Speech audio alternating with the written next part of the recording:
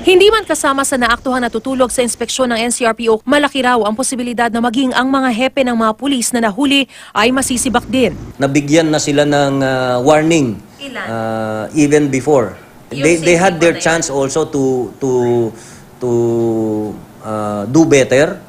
Pero apparently, ang report sa atin is walang reaction. Very dangerous ang ginagawa ninyo. Ang isa sa mga nahuling tulog na si PO3 Jody Rezare di raw sinasadyang makaidlip. Ilang responde na rin po kami nun. Sabi ko sa mga kasama ko, magpapaiwan ako kasi ma'am, nire-revise ako yung case folder namin kasi may hearing po ako nung umaga.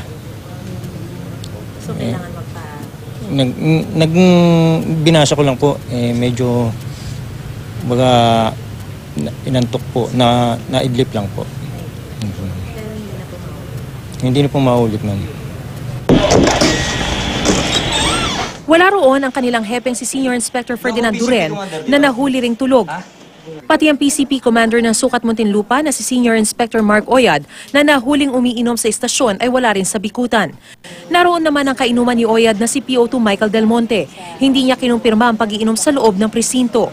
Yan lang po natin investigation po yung Kung mapatunayan na ganun po, okay po, tatanggapin natin yan. Pero ang dalawang pulis na nahuling hindi nakatamang uniforme, naiyak nang makausap ko. Katatapos na po ng shifting namin, duty po namin is 8 a.m. to 8 p.m.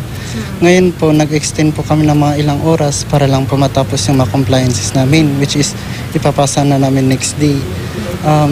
Nung naabutan na po kami noon, nakatanggal po yung upper namin kasi paalis na po kami noon. Gumagawa po kami ng compliance pauwi na rin po.